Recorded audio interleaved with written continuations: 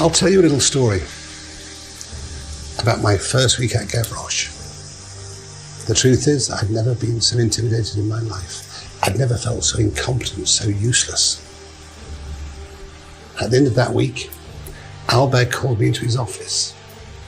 He said, "Macron, sit down."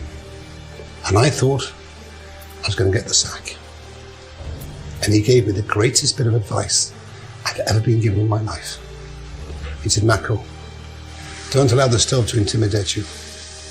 Don't allow the people around you to intimidate you. And if you allow them to intimidate you, you'll never cook.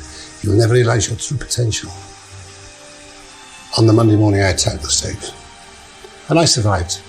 But that was the greatest bit of advice I've ever been given. Never be scared of the stove. Attack it.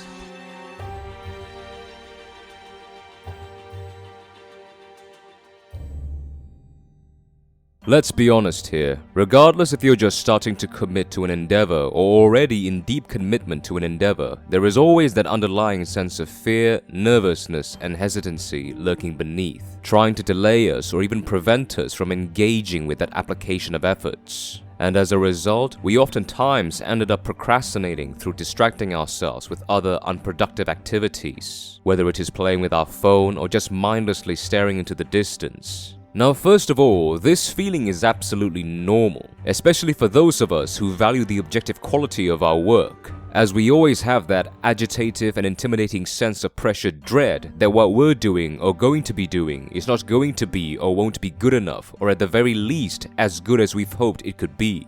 It is the same with me. Every time I approach the desk, there is this subtle feeling of unresolved confidence. Even though I've been doing it for a long time and I've always prepared myself as best I can, there is still that delicate feeling of being convinced that today's challenge might be too much for me, that I might fail or mess up this particular task, that today might not be my day to excel or perform, which eventually obstruct my initial intention to submerge myself in the flow of work. And also, as a result of that, I wasted a lot of precious time just trying to kickstart myself to work. Now, if you gentlemen remember, in the last video about hesitancy, I mentioned the need to blatantly rush yourself into action the very moment you start to think twice about whether you should commit to that action or not. Because what we doubt about ourselves can easily snowball into an unnecessary lamenting of our possible discrepancies, which, let's be honest, most of the time it is just our bitch voice talking to us. When that moment of doubt comes to you, you must immediately treat it as an annoying or insulting signal to attack.